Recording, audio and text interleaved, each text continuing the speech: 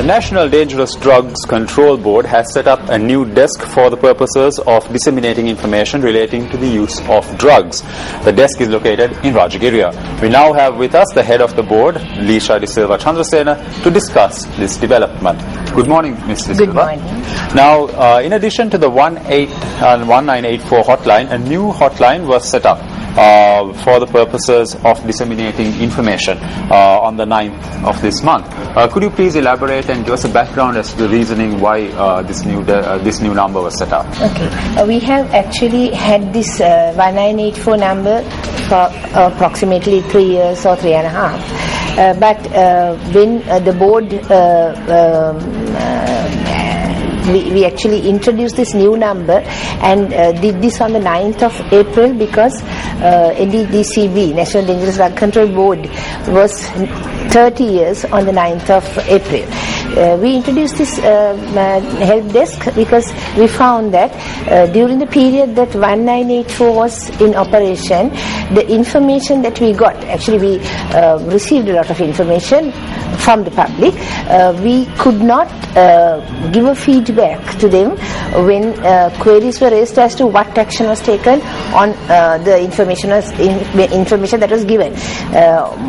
We do not call for identity. Actually, we try to maintain a situation where we do not disclose the informant. And in doing that, when we had the enforcement officers going for any of these to actually look into the complaints that were made, we found it very difficult. So in order to facilitate this, we introduced this desk.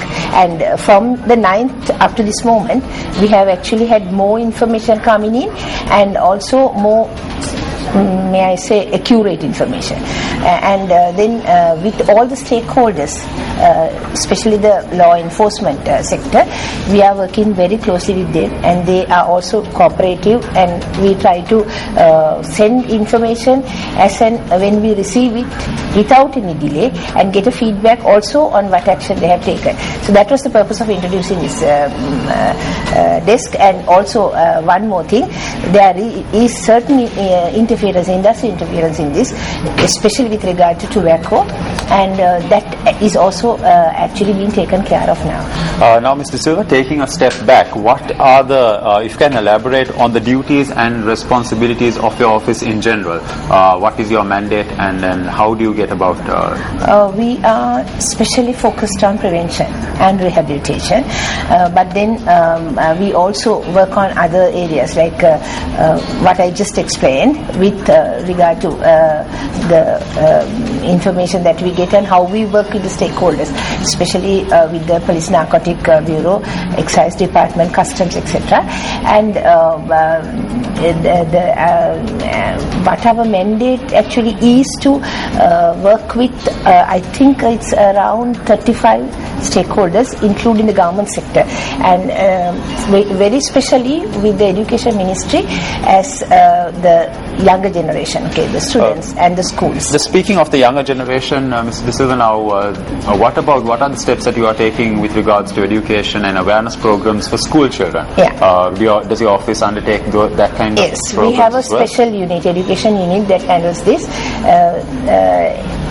National Dangerous Drug Control Board is the focal point for the government on drug abuse and drug use, and we have this unit which works, I think, all over the island with special focus on making children and also the principal and staff of schools.